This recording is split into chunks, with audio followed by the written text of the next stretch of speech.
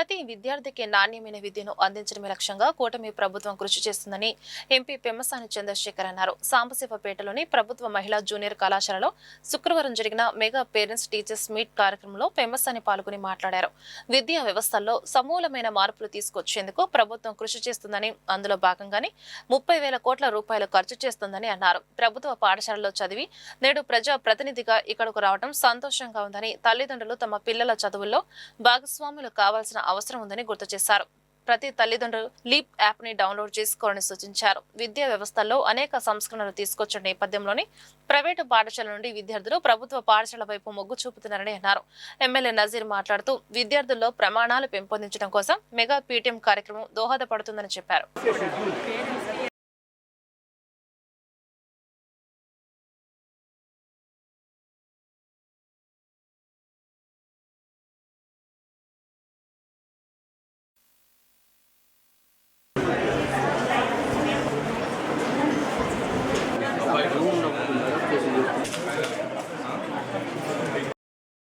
60,000కు పైగా స్కూల్స్, 70 లక్షలకు పైగా పిల్లలు చదువుకోవటం, దాదాపు 3.5 లక్షల మంది టీచర్స్, 3,40,000 మంది టీచర్స్ ఉన్నటువంటి ఒక పెద్ద వ్యవస్థ, విద్యా వ్యవస్థ. బడ్జెట్లో దాదాపు 11%, 30,000 కోట్ల రూపాయలు ఈ రోజున మన విద్య మీద ఖర్చు పెడతా ఉన్నాం. అందులో 15-16,000 కోట్లు శాలరీస్ అయితే ఈరోజు తల్లికి వందనంకి ఒక 9,000 కోట్ల రూపాయలు. అదేవిధంగా మధ్యాహ్న భోజన పథకం కానీ, పుస్తకాలు కానీ, ఇలా అనేక రకాల కార్యక్రమాలతోటి ముందుకు వెళ్తూ ఉంది. అయితే ఇవన్నీ ఒక ఎత్తు అయితే, ఈరోజు ఎక్కడా లేని విధంగా భారతదేశంలో ఈ మెగా పేరెంట్ టీచర్ కాన్ఫరెన్స్ అని తీసుకొచ్చి పేరెంట్స్కి లీప్ అనే ఒక యాప్ తయారు చేయటం. ఆ లీప్ యాప్లో ప్రతి ఒక్కరు పిల్లలు ఏమేమి ఉన్నాయనేది ఇలా ఒక రకంగా, అదేవిధంగా కరిక్యులంలో భారతదేశంలో ఉన్నటువంటి సెంట్రల్ స్టాండర్డ్స్ని ఇన్వాల్వ్ చేయటం, ఈ విధంగా అనేక రకాల కార్యక్రమాలతో నారా లోకేష్ గారు ముందుకు వెళ్తూ ఉన్నారు. మొన్న 100 డే ప్రోగ్రామ్ తోటి మంచి మార్కులు రావటం కానీ, గవర్నమెంట్ స్కూల్స్లో ఉన్న విద్యార్థులకి గౌరవం, ఆత్మాభిమానం పెంచే విధంగా పేపర్ యాడ్స్ ఇవ్వటం కానీ, ఇవన్నీ చేయటం వల్ల దాదాపు 1,00,000 మంది ప్రైవేట్ స్కూల్స్ నుంచి ఈరోజు గవర్నమెంట్ స్కూల్స్కి వచ్చేటువంటి పరిస్థితి.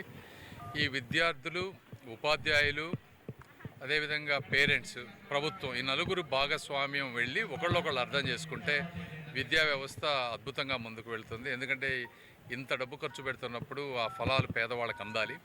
అందినప్పుడే ఆంధ్రప్రదేశ్ నిజమైన అభివృద్ధి సాధిస్తుందని, అందుకని నేను కూడా ఢిల్లీలో ఉన్నా, నాకు ప్రోగ్రామ్స్ వేరే ఉన్నా కూడా ఇది ముఖ్యమైంది. నారా లోకేష్ గారు అనేక రకమైనటువంటి విప్లవాత్మకమైన మార్పులు తీసుకొస్తూ ఉన్నారు. ఇవి అందరికీ ప్రజల్లోకి చేరాలనే ఉద్దేశంతో నేను కూడా ఈరోజు వచ్చాను.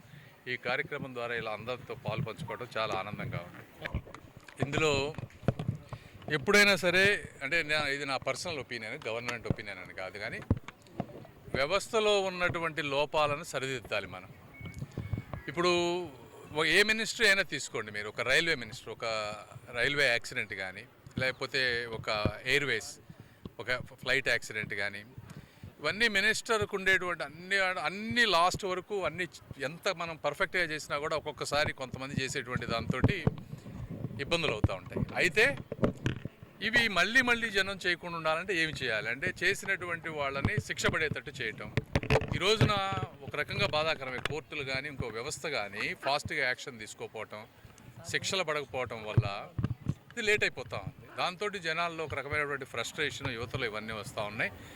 వాళ్ళ సైడ్ నుంచి కూడా మనం అర్థం చేసుకోగలం, యువత సైడ్ నుంచి కూడా. ఎందుకంటే ఎవరికైనా సరే అన్ని రోజులు ప్రిపేర్ అయినప్పుడు ఇలాంటివి జరిగినప్పుడు. అయితే ఈ రోజున ప్రభుత్వం, ప్రధానమంత్రి గారు అనేక రకాలైనటువంటి ఇవి తీసుకున్నారు. ఒకటి, ఇమీడియట్గా పేపర్ యుద్ధ ప్రాతిపదికన మిలిటరీ ఎయిర్ప్లేన్స్ని పెట్టి కానీ, మా పోస్టల్ డిపార్ట్మెంట్ అందరిని అనుసంధానం చేసి కరెక్ట్గా నిర్వహించడం ఒకటి. ఎవరైతే 13 మంది దీనికి పాల్పడ్డారో ఆ 13 మంది ఈరోజు కూడా జైల్లో ఉన్నారు. వాళ్ళకి బెయిల్ రాని విధంగా వాళ్ళ మీద పెట్టి చేయాలనే దాని మీద కృతనిశ్చయంతో అదొకటి ఉన్నారు. అదేవిధంగా సెక్రటరీని మార్చారు, బాధ్యులైన వాళ్ళందరినీ కూడా ఈ రోజు నుండి మార్చారు. ఇప్పుడు మళ్ళీ స్పెషల్ కోర్ట్స్ ద్వారా అతి త్వరితగతిన ఇవన్నీ తీసుకొచ్చే విధంగా ప్రధానమంత్రి గారు వర్క్ చేస్తూ ఉన్నారు. రాష్ట్ర వ్యాప్తంగా మెగా పేటీఎం పేరుతో రాష్ట్రంలో ఉన్నటువంటి ప్రభుత్వ పాఠశాలలు, కళాశాలలో చదువుతున్నటువంటి విద్యార్థులు, తల్లిదండ్రులు, అలాగే ఉపాధ్యాయులను ఒక వేదిక మీద తీసుకొని వచ్చి, ముఖ్యంగా సమాజంలో మార్పు విద్య ద్వారానే సాధ్యమవుతుంది.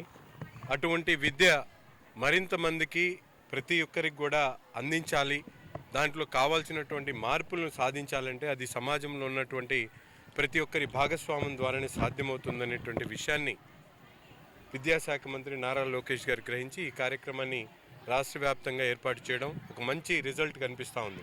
కూటమి ప్రభుత్వం ఏర్పడినటువంటి నాలుగు సార్లు ఈ మెగా పేటీఎం కార్యక్రమాన్ని తీసుకోవడం జరిగింది. సమూలమైనటువంటి మార్పులు విద్యార్థులకు అందించాల్సినటువంటి మౌలిక వసతులు కానీ, విద్యాలయాల అభివృద్ధి కానీ, టీచర్ల సంస్కరణలు కానీ, ఈ విధమైనటువంటి అన్ని కార్యక్రమాలు కూడా ఈ మెగా పీటీఎం ద్వారా సాధ్యమవుతుంది. ఒక పక్కన తల్లికి వందనం ప్రతి బిడ్డకు కూడా అందుతూ ఉంది. విద్యకు ప్రధాన ప్రాధాన్యత ఇస్తూ ఈ కూటమి ప్రభుత్వం పనిచేస్తూ ఉంది. తప్పకుండా నారా లోకేష్ గారి నాయకత్వంలో రాష్ట్రంలో దేశంలోనే అత్యున్నతమైనటువంటి విద్యా విధానం మన రాష్ట్రంలో సాధిస్తామని చెప్పి కూడా ఈ సందర్భంగా